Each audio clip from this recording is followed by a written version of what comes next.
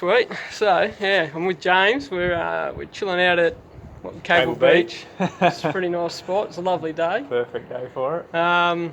So yeah, give a bit of context. I ran into you a couple of days ago at the library. The reason we met was because I was sussing out all your photo editing, and you were doing the Milky Way shot over the bungle bungles. Yeah, that's right. So yeah, just by chance ran into you. Small world. Yeah, that's it.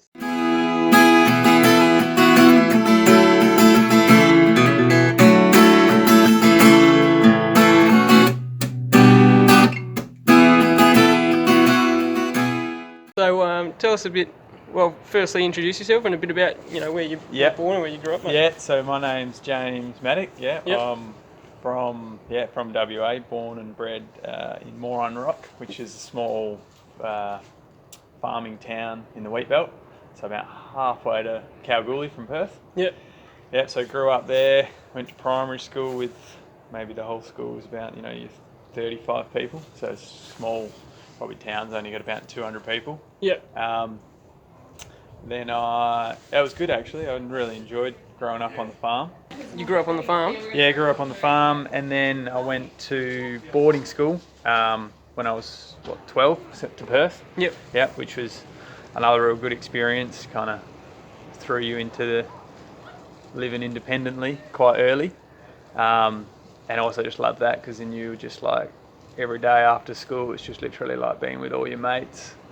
We just used to run amok, go up, play footy, and go nuts. And then what else did I do? Then after high school, went straight into uni. Yep.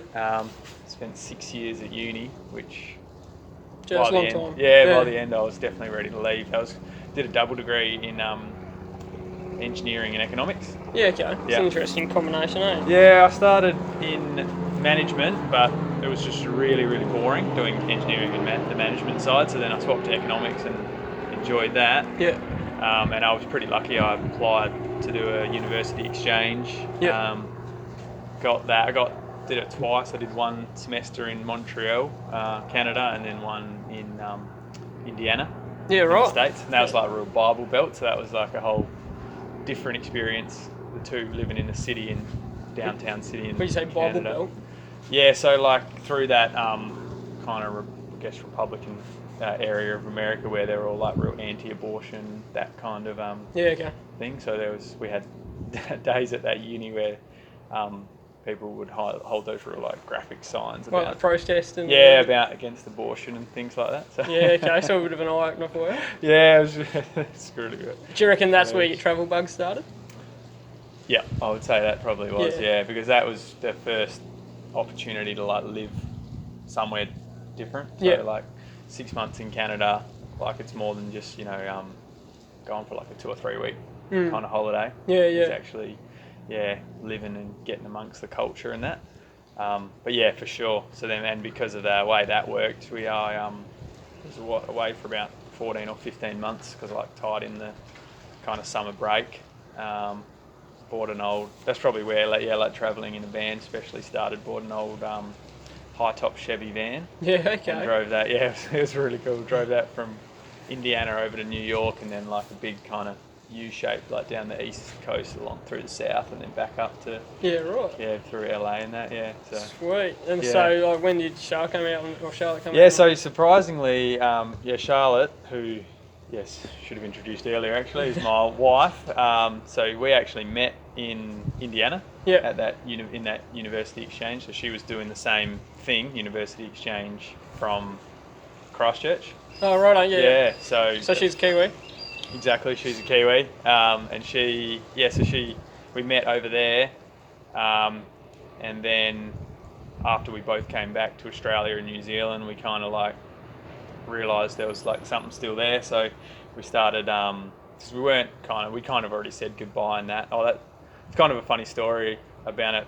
When we said goodbye to each other in New York, she said to me like, "Oh, just make sure when you get on the plane you take a photo." I was like, random? So I did anyway. I did, and then I was like, that's random. I'll probably just send that to her later. But she'd written me this massive letter and slipped it into my camera bag. Oh, but I right. just take the camera out, didn't even see it, put it back in. So then like a week passed, and it was her big letter where she'd like poured her heart out. Yeah, right. To me. So like a week later, she was like, so have you got anything to say to me? And I'm like, no, how's it going? And that kind of thing. And anyway, yeah, she's like fretting, and turned out that she wrote me this massive letter. And yeah, I guess things just kind of, one thing led to another from there. Yeah, And okay. when we got back, we did a year long distance where we both finished, or she finished uni. And then yeah, she came over to Perth to kind of give it a shot and there's kind of good graduate jobs for her as well, in Perth compared to like some in Christchurch. So it was good opportunity, and yeah, from there. So it was brave of her though to pull the heart out and everything. Yeah, I know. Yeah, I know. And It's a good effort. yeah, so I still get like flack about that for like opening it up and just completely missing. Yeah, but what do they expect? We're blokes. We're not going to go looking for it. Yeah, exactly. Yeah. We're looking for the camera, you know. Yeah, I was just like, yep, get it done, and then I'm like, yep, I've done it. Yeah. Yeah, right. So how did it go that 1 year long distance? So she was in New Zealand, you were in Kalgoorlie area? I was in Perth then studying UWA. Yeah, it was pretty rough. I guess I just used that as a good reason to get stuck into the study and that.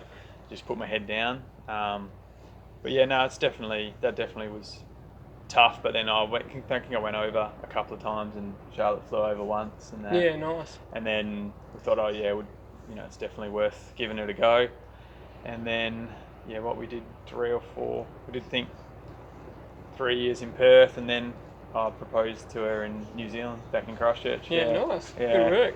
Planned a big day of it and stuff, and then we got married last year. It's been about a year and a half now. Yeah, okay. And then what? So you moved over to Perth together, Moved to Perth, and once I finished uni, I got a grad job in finance with health department. Yeah. Yeah, and Charlotte's actually been through a couple of departments, but she was also in state government. Yeah.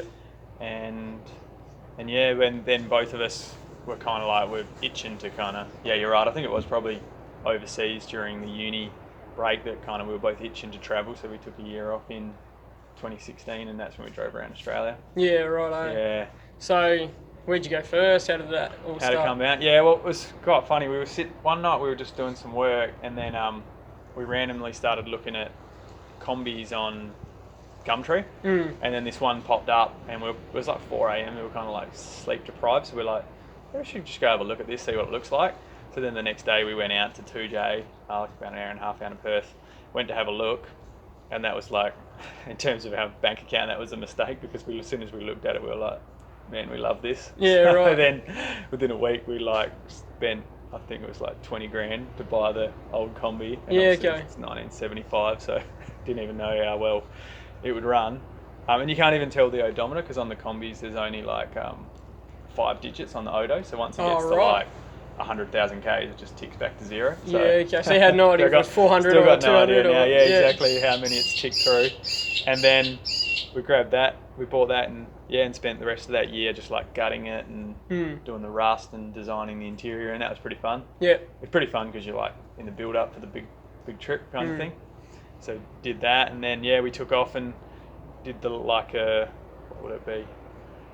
Anti-clockwise loop around Australia. Yeah, did you do the guts at all? Or? Yeah, we actually, after Queensland, we came down as far as Uluru and then back up. And that was our favourite spot in the end, we reckon. Yeah, Red Centre. Yeah, nice. Not necessarily just Uluru, but like Kings Canyon and like the West Max and Alice and just like that and whole... the Olgas and that. Yeah, the Olgas. Yeah, because I just came from there, right? It's a magical area. Yeah, because there's enough water as well that you can go swimming, because like obviously it's not on the beach or anything, but it's heaps of water holes and just that country, those rocks and stuff, a bit like the Kimberley. It's just like one of our definitely favourite spots. Yeah, nice. And so how long have you been travelling, and because on and off, or is it so then we actually took a year unpaid leave in 2016, and then we both came back to our jobs, and then obviously we were broke and then engaged at that point, so we were broke and had to plan a wedding. So then we basically saved for the wedding, and then after the wedding we saved again, and we just like got to that point, both of us in our lives, where it was, especially I can speak better from my perspective, but I got to that point in my life where I did quite well at work, and I'd progressed from finance. I went into data analytics, and then quite quickly I was kind of promoted, and I got to the director business intelligence position. So I was quite high up, but then with that came, meetings all day, and like I had a good team, and there's like a lot of aspects I really enjoyed, and a good boss and stuff. But I would be in meetings all day, and I'd come back and then delegate the work, and all of a sudden, like, I wasn't doing anything anymore. I was just telling other people what to do. Yep. And then eventually, and then that's also in the city. We're living in the city, just I don't know. Every day was just inside all the time. Like you wake up, you drive to work, you're in the car, you're at work for like however long, in the building, in meetings, and eventually you just like couldn't do that. Which I'm sure you'd be the same. Yeah, I can relate. Yep. Yeah, and definitely would like preface it to say that we're pretty lucky as a generation that we got that opportunity, that we can kind of pick and choose. Obviously, there's only like one generation back. My parents wouldn't have had that kind of freedom. That would kind of so it's definitely privileged to be like given a good education. Growing up and have these opportunities where we can actually like just get out and travel and figure it out later. Yeah, that's it. And so, Shad, did she do the same sort of thing? She was going through the same sort of vibe? Yeah, Shad's the same. She's like was a little bit better coping in the city, being from Christchurch, growing up in the city in New Zealand. That is a lot smaller than Perth. But again, she was kind of the same. We both knew that we were. Some aspects of our jobs we liked, but then there's lots that we didn't like. I guess it's the same kind of for most people. Yeah, the aspect you like is the income, and the rest is what you don't. Yeah, what you can do with that. So since travelling, like you've been, since 2016, you did your 1 year off, then you came back, did and a couple of years after the wedding, and now you're on again. Yeah, and then you're just living off savings. Yeah, that's right, living off savings. And this time we just decided let's not plan too far ahead, so we shipped the van. We looked into it. We shipped the van to New Zealand, which was awesome, because we thought, based on prices and stuff, and we just like love the van since we've been around. It's like we've just got such an attachment to it now. We're like, we'll just ship it to New Zealand. So it was a fair bit of work with customs, and it got stuck. It actually went through customs, but it got stuck at New Zealand. Turns out to be one of the strictest countries for road standards. Yeah. So they have like a warrant of fitness, which they basically, you got to get your vehicle checked every 6 months. Like in Australia, I don't think the van, that one had been checked since '88.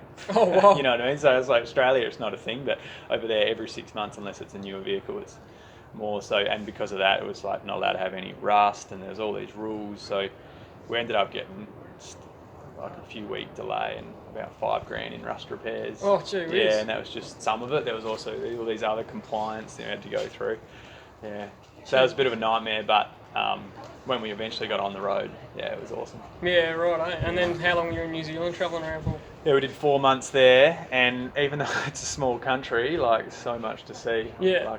Like not a bit like Australia being huge, but you know how you could easily do Australia for a lot more than a year. Oh yeah. Yeah. Just keep going. Yeah. So you're only going to see like a fraction. Yeah, that's it. So we're going to head back. At the end of this, we were actually wrote to customs, and because we only got 12 months on a temporary import when we took the van over, so it actually means we still pay rego in Australia, but we can drive over in New Zealand. So still got WA plates and stuff, but you can only do that for a max of a year. So we wrote to them and just said, any chance we could get 3 months extra, and they were really good about it. They were like, no problem. So we're going to head back next summer. Yeah, nice. Yeah, and keep going. Yeah, sweet. And so, while travelling around Australia, where's been your favourite spots? I know, like, everyone who asks me, where's your favourite spot, you're like, oh man, that's one of the hardest questions. Yeah, I know. But like, is there any places that you're just like, oh, we had a really good time here, like we met some awesome people? Yeah, that's a good point. Yeah, I actually agree with you. Like, it's kind of, sometimes a place is also spectacular for who you meet.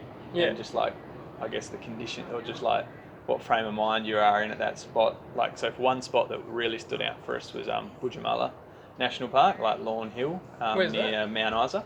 Oh right, I'm heading that way now. Heading that way, yeah. So that's there.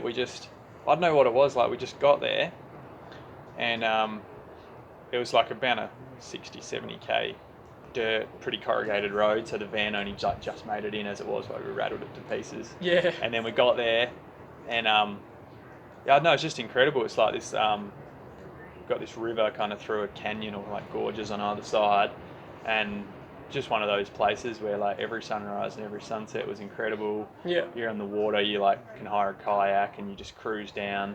There's only freshies in there, so you're not too not too stressed fast. about it. Yeah, and or Charlotte was, but yeah. So that was one place that stood out. Budgemoa.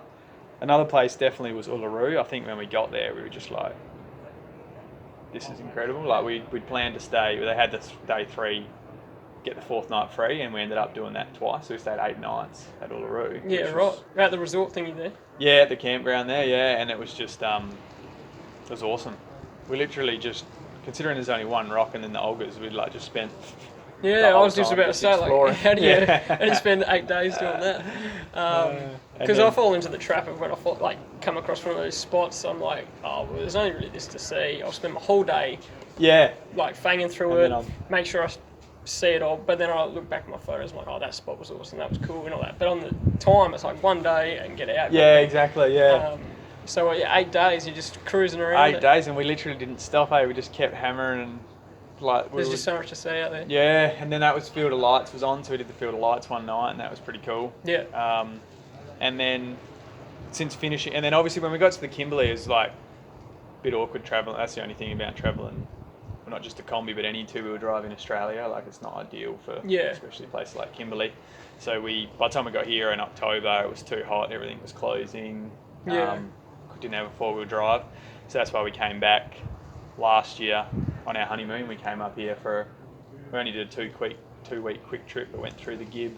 Right, is that with the ute or is that with that's with the ute this time. Yeah, we just did that with the ute, and that was incredible. So after that, I would probably say my favourite spot in Australia would be Karajini National Park, and then I reckon Pernalulu would be a close second.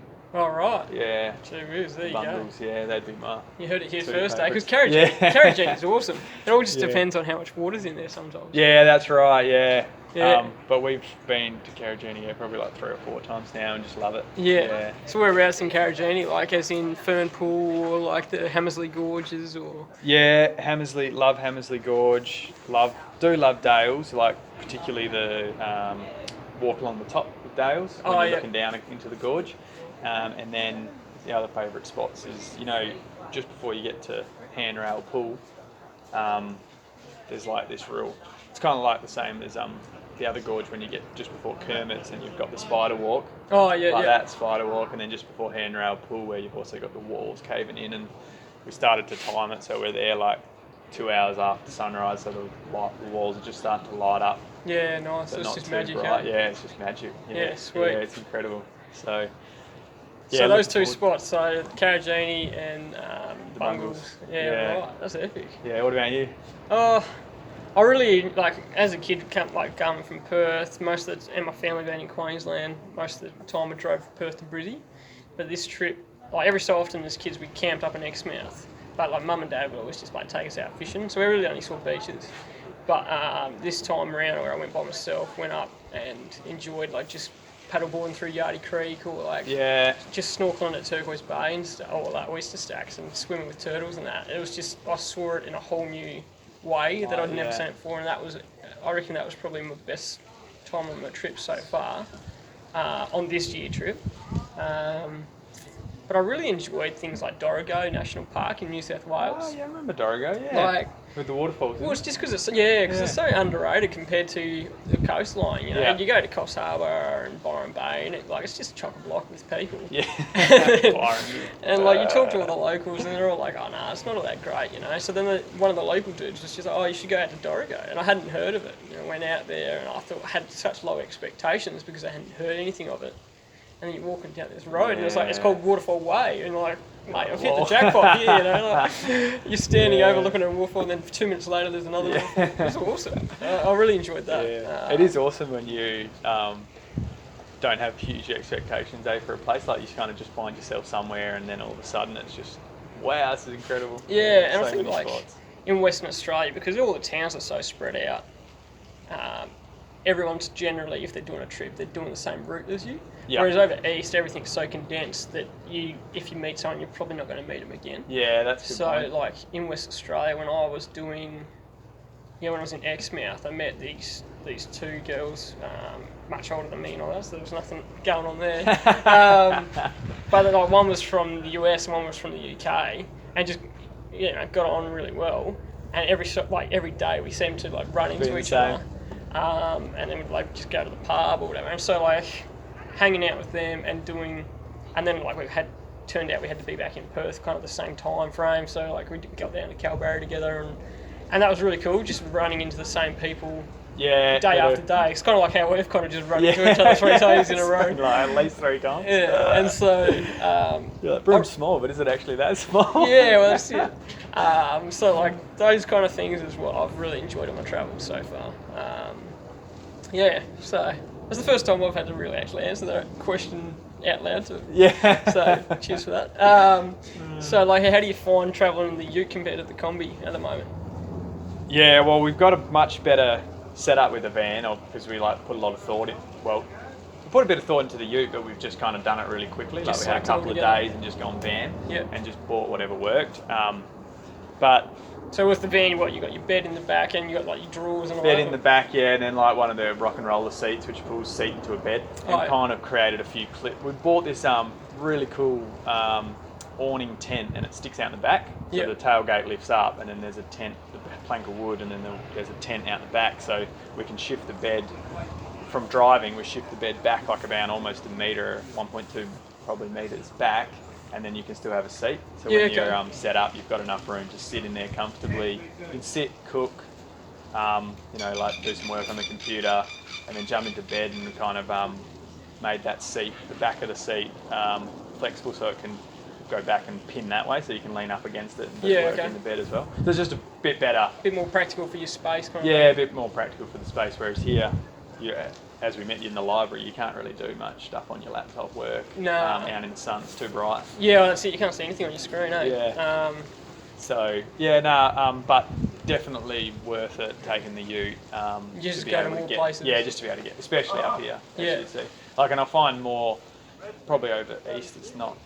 I mean, sure, there's 4-wheel drive spots, but there's a lot of spots are a lot more accessible with the 2-wheel drive anyway. Yeah. So have you found that it's more expensive on fuel with the ute or with the van? Oh, good question. Probably... Because you can see so much of the country just by sticking to sealed roads, Yeah, but that's a good question. I reckon the vans are obviously really old, but it's relatively efficient because I was literally averaging our Instagram handle before we changed to CJ Maddock used to be 80k per hour combi life. Oh, right. And that was literally true. 80k's an hour was probably maximum. So you're one of those people that I'm probably sitting there Yeah, exactly. Because and in New Zealand it was so much worse because there's so many hills and like sharp turns. We've spoken 60, 65 in New Zealand. Yeah, I don't even have a passport. I've never left the country yet. But like my brother, he did New Zealand. He hired a car and he was there like, the speed limit's like 80 and he was doing like 40 or something. Yeah, it's crazy, isn't it? Yeah. And I was so much more drained after a day of driving in New Zealand because here you just like. Yeah, it's just straight. Yeah. You can almost close your eyes. You zen out, and you're all good. Yeah, but in New Zealand, you've got to be concentrating and, literally every bend, it's like down to 25, down to 85. And then I think about Australia, I'm like, I think you could do like sometimes a couple of thousand Ks and you won't even have one of those signs which says slow down for the corner. Yeah, that's it, especially on the nullable. Yeah, exactly, yeah. So yeah, you reckon you're sitting at 80, but like how much was it your budget? Were you ever stressing about your budget more so in the van or more so with the ute? I'm assuming like a lot of people would do it, but in our first few months we didn't really. We stayed at a lot of caravan parks and you just didn't really do many free camps and spent like a fair bit on food. And then as you start to like get into the lifestyle, all of a sudden it's like, well, if I'm getting up early, this free spot's fine, or the side of the road's fine. So I think we ended up cutting down from around $1,000 a week.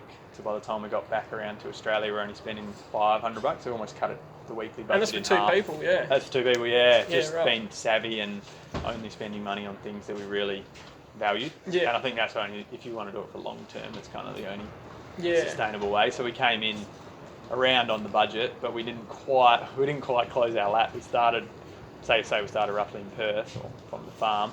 We broke down in Kalbarri. Yeah, righto. And Not it very ended far. up being a massive job. Like the engine had to be pretty much fully rebuilt. So luckily our RAC covered a tow within 200k, so we got it towed to Geraldton. Yep. And then fixed there, but it took a couple of months for that kind of. Oh, that's stitch up. But like I had, I was up in Exmouth and I was doing the whale shark diving tour, and the whole day parked the car up at the jetty or whatever.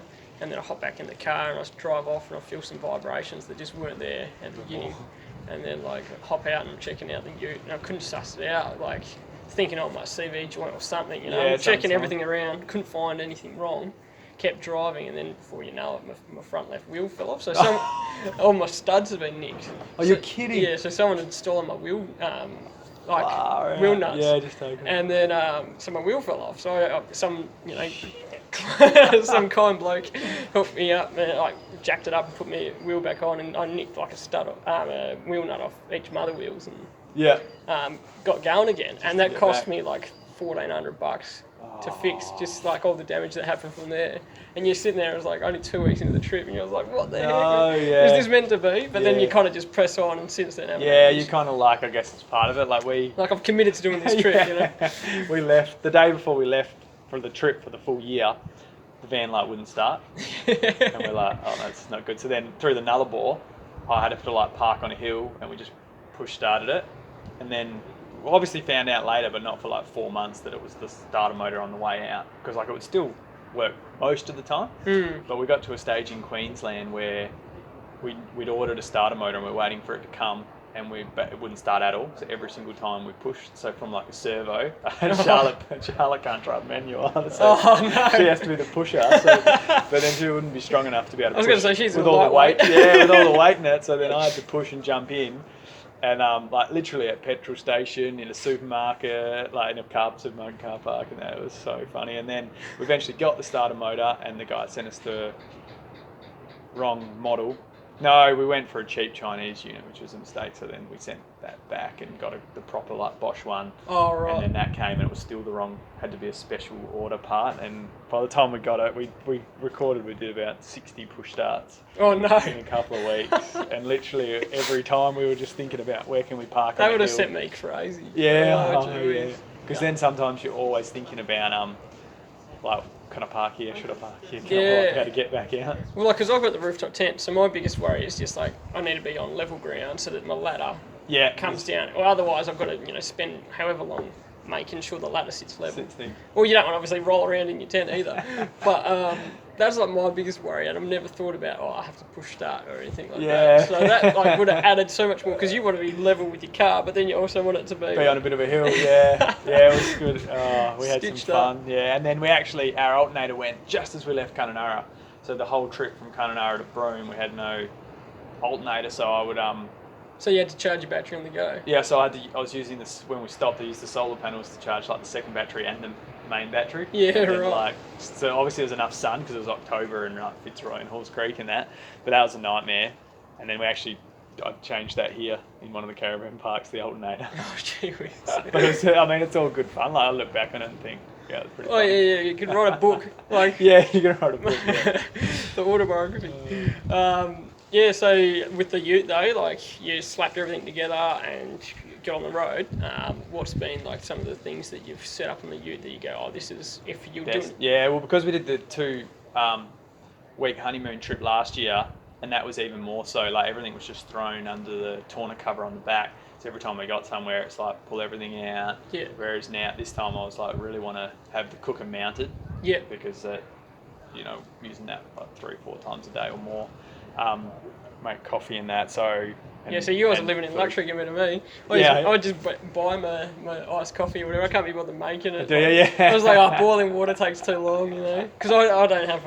I should have bought one of those little stoves just from Kmart or whatever, where it's just a tiny flame and you put your little... Yeah, Whereas I've got one of the bloody big ones. barbecues or whatever. Yeah. And it's like, oh man, I need Too much effort. Yeah, it just gets too much. Yeah. So yeah, what you're cooking it 3 days a week, 3 times a day, and you're boiling your water and that. Yeah. So you've mounted that. What else? Mounted the cooker, so then that pulls out and it's always connected. Because that's the other thing. Last year we didn't have that connected. So every time I'd connect the hose to the gas bottle, so it was just a nightmare.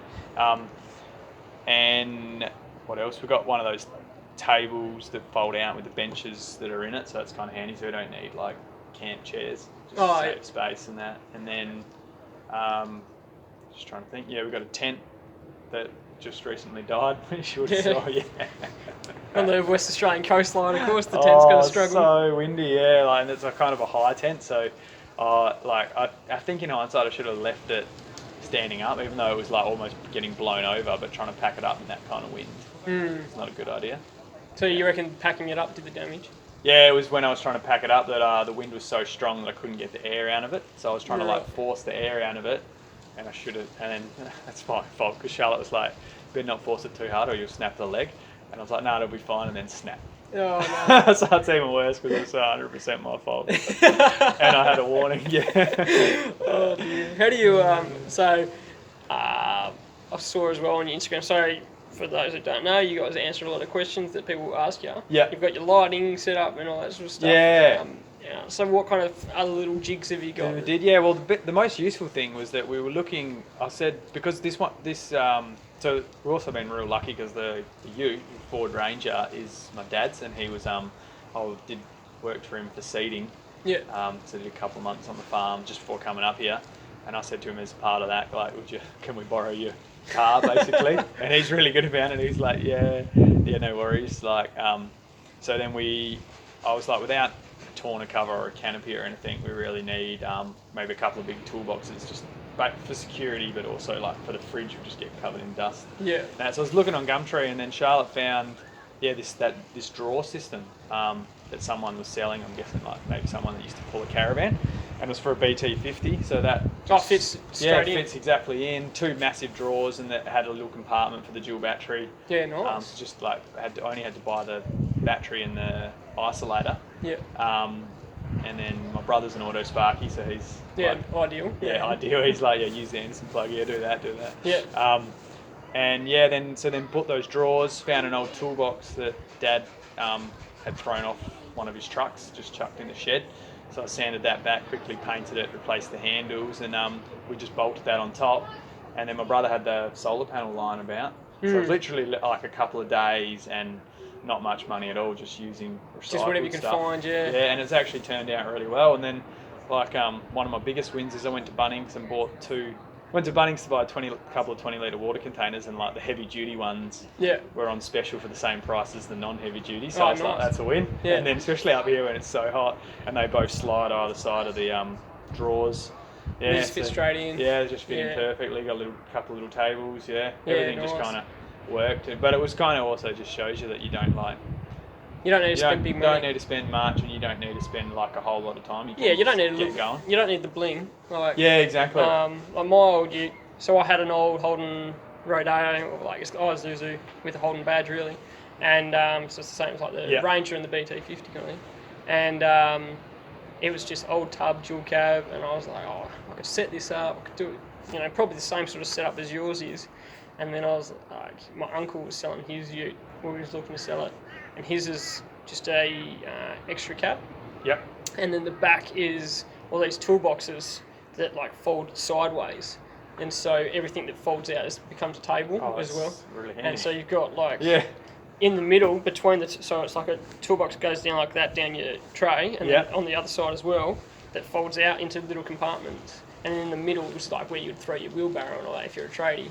But for me, that's where I'm throwing the deck chairs, the paddleboard, all that sort of stuff. Yeah, it's working ideal. Yeah. And I just bolt the rooftop tent on top of the toolboxes, and it sits flush with the roof rack. So I'm not it's not one of those things. Yeah. Oh, that's so good. And that's come in handy, but it looks terrible. Like, it looks so ugly. But like, who cares? Yeah, it doesn't matter. Right? Like, everyone probably looks at it and goes like, "What is he locking up inside there?" But like, it's cool. I have one side where I pull out, and there's me like barbecue ready to go or whatever, and the other side there's all my tools or whatever, and you just Yeah, fiddle with yeah, that. it just works. Yeah. Yeah, and the fridge is just strapped down behind the passenger seat. And because I've got no passenger on my own, single motor, That's perfect. it's just ideal. Yeah. You can throw all your trash that you need, like cameras and that you need quick access to, just on the passenger just straight seat. down there. Yeah. Yeah, that's ideal. But yeah, like Perfect. it's the same thing. Like you don't need to spend big money. Nah, you don't know. Yeah, you're better off spending your money on like if there's a couple of things you want to do. Like if you really want to do say horizontal falls, it costs like a fortune to do it. But like I'd rather spend money on Yeah, I was contemplating doing experience that. like that. Yeah. Have you done it? Nah, never done it. Yeah, I was thinking while I'm here, but I don't know. It's just like you said, It's you look so at the much coin, money, you're yeah. like, oh mate, like how many kilometres can I get out of that? Yeah, I coin? know. Yeah, when you think about everything else you'd get for that. Yeah. Yeah, because there's part of just hanging out here where you're just chilling out. Like you're not paying any money, but you're just seeing. Yeah, it's What incredible, isn't it? Yeah. You don't need to pay top dollar to go and see awesome spots, but at the same time, like you said, you'd almost rather spend your money on that. Yeah. Especially And make now. sure you do it properly, kind of thing. So what else have you got any other cool travel stories? What should I? Yeah. Well, we our shower system is quite hilarious. We've just now got it to a T where we just got we use one of those pump water bottles, like 750 ml. Yeah. Just add a little bit of boiling water to the top if it's cold. And usually with one of those, I can have a full shower. Yeah, right. How do you do that? Well, with like a 12 volt. No, I just literally tip it over my head like this. But it's just enough water in one 750 ml bottle if you're like well placed soap that you can just wash everything off.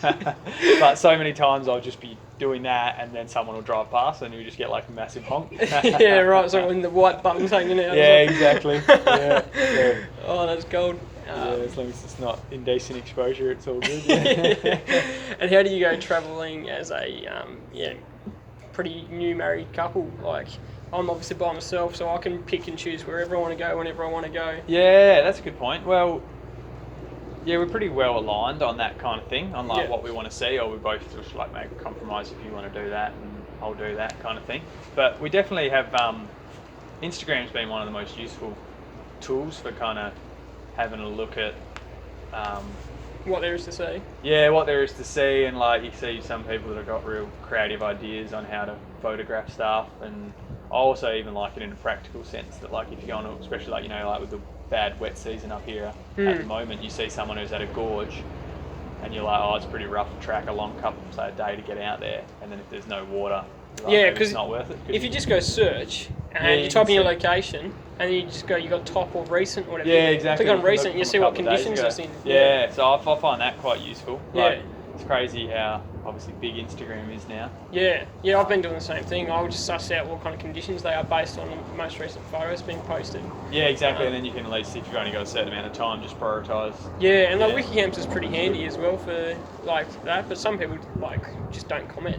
And so, like you've got some places that the last comment was 2016 or something. Yeah, so it's not that useful. Yeah. Yeah. No, I agree. What else? Like when you break the tent and she's like, I told you so. How do you go in those kind of things where you can't really escape each other? Yeah, it's a good question. Because I bet you would have been thinking, yeah, I know, all right. Like, yeah, I know, and then especially because I was like swearing and carrying on, but then like the whole time it's obviously just my fault, so I'm like... Yeah, you can't do anything about it. Yeah, no, just got to apologise and suck it up and say, yeah, I was definitely in the wrong. Yeah, okay. Oh, that's good advice. Yeah, you can't go wrong if you...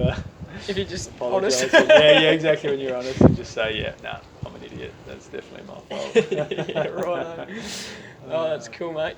Well, we've got a few more minutes. Do you want to show us your ute setup or something? And then we'll... oh, yeah, good idea. And then, we'll Beauty. get going. But yeah, it's been Right, good, thanks, mate. hearing the stories and Yeah, stuff. thanks very much. Cheers.